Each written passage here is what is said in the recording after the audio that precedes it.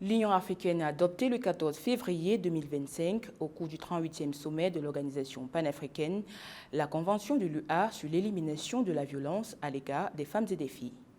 Quel impact sur le terrain peut avoir cet instrument juridique en Afrique, continent où on relève le plus grand nombre de victimes de féminicides commis par un partenaire intime ou un membre de la famille selon ONU Femmes? Pour parler de cette problématique, en lien également avec la célébration de l'édition 2025 de la Journée internationale des droits des femmes, nous recevons dans cette édition de décryptage une militante des droits des femmes et des filles, Danielle Sassou Nguesso, présidente de la Fondation Sunga et également à la tête de la branche Congo du réseau des femmes leaders africaines, African Women Leaders Network. Danielle Sassou Nguesso, bienvenue sur Africa 24. De nombreux cadres mondiaux sur la protection des femmes, des filles et des enfants existent. Des lois spécifiques sont mises en œuvre au niveau national par les États, mais la violence à l'égard des femmes et des filles persiste. Vous étiez à Addis Abeba au 38e sommet de l'Union africaine. Face à ce défi, que peut changer la Convention de l'Union africaine sur l'élimination de la violence à l'égard des femmes et des filles, adoptée au cours du sommet de l'UA le 14 février 2025? Bonjour et merci de me recevoir. Alors en effet, j'étais à Addis Abeba et ce fut véritablement un moment historique, l'adoption de cette convention, la convention de l'Union africaine sur l'élimination des violences faites aux femmes et aux hommes. Historique parce qu'elle a été adoptée à l'unanimité, c'est-à-dire au consensus. 100% des États membres ont voté oui. Et quand on pense que le protocole de Maputo a pris des années pour être adopté, on peut vraiment se féliciter du leadership de l'African Women Leaders Network qui a porté l'adoption de cette convention en plaidoyer. Alors, l'African Women Leaders Network, dont je suis membre, est un puissant réseau d'influence à l'initiative de la Commission de l'Union africaine et des Nations unies, adossée sur le leadership de celles que nous appelons les elders, c'est-à-dire toutes ces femmes qui ont été chefs de l'État sur le continent, avec à leur tête Ellen Johnson Sirleaf, donc la première femme présidente sur le continent. Et la particularité de cette convention, c'est qu'elle fixe des engagements clairs aux États, notamment sur l'adoption de textes de loi contre les violences faites aux femmes et également des obligations en termes de protection, sensibilisation et sanction de ces auteurs de violences. Parce qu'il faut le rappeler, les femmes sont encore soumises à énormément de violences domestiques, mutilations sexuelles, viols utilisés comme arme de guerre et toutes les violences systémiques pour lesquelles nous combattons et nous militons à l'échelle continentale. À présent, il va nous falloir travailler à la ratification de ces textes au niveau national et nous pouvons compter sur les 38 chapitres nationaux de l'African Women Leaders Network pour continuer à sensibiliser et à porter cette cause pour l'amélioration véritable des conditions de vie des femmes sur le continent. Le rapport Féminicide en 2023, publié le 25 novembre 2024 par ONU Femmes et l'Office des Nations Unies contre la drogue et le crime, souligne que l'Afrique enregistre le nombre le plus élevé de féminicides commis par un partenaire ou un membre de la famille en 2023, avec 21 700 victimes officiellement recensées. À votre avis, la lutte contre la violence à l'égard des femmes et des filles évolue-t-elle ou régresse-t-elle sur le continent en général et dans un pays comme le Congo en particulier? Alors c'est vraiment un paradoxe parce que d'un côté on a donc les avancées juridiques et institutionnelles et de l'autre on note dans certaines régions d'Afrique un taux croissant de ces violences que vous venez d'expliquer. D'ailleurs, le rapport de l'ONU qui est sorti hier nous fait état d'un recul des droits des femmes sur un pays sur 4, ce qui est énorme. Nous pouvons nous féliciter donc d'un côté de ces avancées législatives et juridiques, telles que le protocole de Maputo, qui est véritablement un instrument avant-gardiste à l'échelle continentale. 40 pays africains l'ont ratifié, ce qui montre la volonté de nos États d'aller vers l'élimination de toutes les formes de violence à l'endroit des femmes. Il y a la loi Mulbara aussi en République du Congo qui est véritablement holistique, puisque en plus de la sensibilisation, de la protection et de la sanction des victimes, il y a également un processus d'accompagnement par la création de centres dédiés, parce que vous savez que ces femmes, une fois qu'elles ont dénoncé leurs bourreaux, se retrouvent très souvent à la rue et il nous manque encore des structures d'accueil à l'échelle continentale. Mais d'un autre côté, la véritable problématique reste l'application de ces lois. Des lois existent, mais l'impunité est un véritable fléau sur le continent.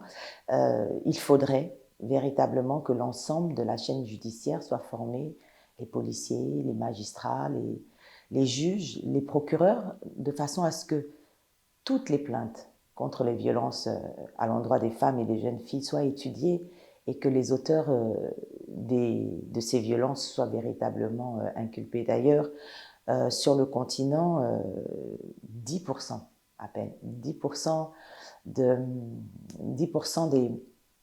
10% des plaintes déposées par les femmes à peine sont criminalisées sur le continent et c'est véritablement un fléau que nous devons continuer à combattre par la sensibilisation également des femmes parce que dans nos pays, les violences domestiques sont assez adossées à la culture et à la tradition.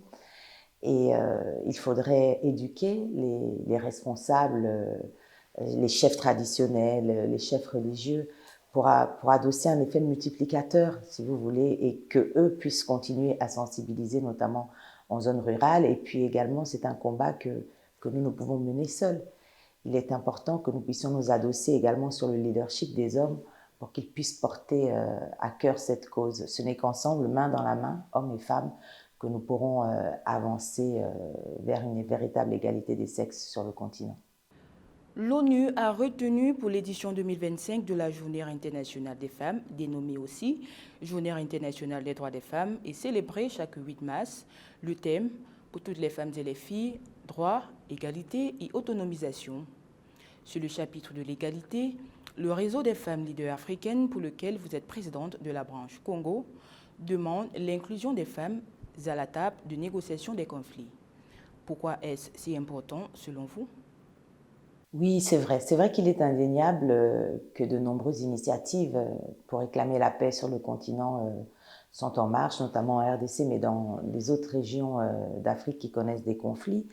Tout simplement, ces mécanismes sont non genrés. En ce qui concerne particulièrement la RDC, le processus de paix ne concerne que des hommes mis en cause qui s'adressent à d'autres hommes, alors que véritablement les premières victimes de ces conflits sont les femmes et les enfants.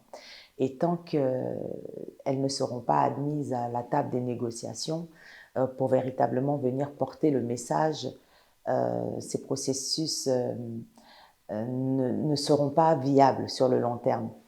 La résolution 1325 des Nations Unies, d'ailleurs, suggère que systématiquement des femmes soient adossées à ces processus de paix. Et une étude, d'ailleurs, qui date de 2015, qui a été menée sur 40 processus de paix après la guerre froide, montre qu'à chaque fois qu'une femme a été impliquée dans un processus de paix, que ce soit en termes d'influence ou directement, eh ben ces accords ont abouti à une paix plus ou moins durable. Il est important véritablement que l'inclusion des femmes, qui d'ailleurs plusieurs études l'ont prouvé, elles sont beaucoup plus dynamiques, notamment dans les zones de conflit pour réclamer la paix. Et il n'est pas concevable que dans ces régions telles que la RDC où le viol est utilisé comme arme de guerre, il n'y ait pas de femmes qui puissent porter haut et fort le message de la nécessité de prendre en compte cette violence, non pas comme un effet, un dommage collatéral de la guerre, mais véritablement comme une stratégie délibérée. C'est pour ça qu'il est important que nous puissions, nous les femmes, être adossées à ces processus de paix. Et d'ailleurs, l'African Women Leader Network, dont vous venez de parler, plaide pour une refonte de ces processus et une intégration plus inclusive. Pas uniquement des hommes et des femmes à la table des négociations, mais des hommes et des femmes formés, ayant des compétences réelles pour discuter et débattre de ces sujets, et aussi une place aux victimes ainsi qu'aux témoins directs de ces violences. Il est important que l'on sorte de ces carcans, de ces cercles fermés masculins pour véritablement laisser rentrer les véritables actrices de la paix. Sinon, toutes ces négociations ne resteront que de la diplomatie qui ne tienne pas compte des véritables réalités terrain. La Fondation Sunga, que vous avez créée en 2015, œuvre à l'autonomisation des femmes. Quels résultats notables pouvez-vous relever sur ce point et quels projets ambitionnez-vous de réaliser au bénéfice des femmes et des filles au Congo? Alors, la Fondation Sunga, que j'ai l'honneur de présider, milite depuis maintenant plus d'une dizaine d'années pour l'inclusion des femmes en politique, en économie ou sur le plan social, notamment au travers d'un certain nombre de programmes que nous avons initiés, dont un incubateur à l'entrepreneuriat féminin, le premier du genre d'ailleurs dans la sous-région, où nous avons accompagné des centaines de porteuses de projets avec des success stories à la clé, des femmes qui transforment désormais la matière première en local et qui l'exportent vers l'Occident, les États-Unis. La Fondation Sunga, c'est une académie du leadership itinérante. D'ailleurs, la dernière édition s'est déroulée en dehors de nos frontières naturelles à Kinshasa. Ce nouveau format de 3 jours nous permet de toucher un plus grand nombre de femmes. Et d'ailleurs, nous notons désormais au sein de la Fondation Sunga des femmes engagées en politique, des femmes ministres, députées, conseillères régionales. La Fondation Sunga, c'est aussi un programme de labellisation où nous notons aussi bien des entreprises du public que du privé en fonction du degré d'insertion de la femme dans la structure. Et nous notons, c'est vrai, une meilleure inclusion des femmes à des postes de décision. Des plaidoyers, des tribunes, un ouvrage paru en 2017 aux éditions L'Harmattan, Genre et développement en République du Congo. Et nous ne comptons pas nous arrêter là. Pour cette année, nous prévoyons une tournée continentale. Nous souhaitons toucher 10 pays africains et pourquoi pas la diaspora, ici également en France. La parution d'un nouvel ouvrage qui s'intitulera Tout à un prix, parce que je suis persuadée que le succès a un prix, mais l'échec aussi, celui de décider de ne rien faire. Et c'est une ode, on va dire, à la résilience et au dynamisme des femmes sur le continent. De mon parcours professionnel également, j'ai pu constater que la maîtrise de l'ensemble de la chaîne de valeur, la structure de l'ensemble de la chaîne de valeur, notamment dans l'industrie, pouvait transformer une économie. Et j'ai décidé de reprendre, après je ne sais pas si c'est une bonne idée ou pas, mais des études pour un PhD en management sur la thématique de l'inclusion des femmes, notamment au niveau de l'intégration régionale économique, parce qu'il faut savoir que la majorité de nos dispositifs ne sont pas genrés. Et au niveau de l'African Women Leader Network, nous avons lancé aussi l'inclusion des femmes et j'espère que cette année, nous pourrons mobiliser un certain nombre de ressources pour une meilleure inclusion économique de ces femmes sur le continent. Après, vous l'avez dit, il y a aussi le travail de sensibilisation pour la ratification de la Convention de l'Union africaine contre l'élimination de toute forme de violence à l'endroit des filles et des femmes. Mais en national, en tout cas au Congo, nous pouvons compter sur le ministère de la Promotion de la Femme qui fait un travail formidable, notamment sur les tentatives d'application de la loi Mouebara, qui est un formidable outil avant-gardiste.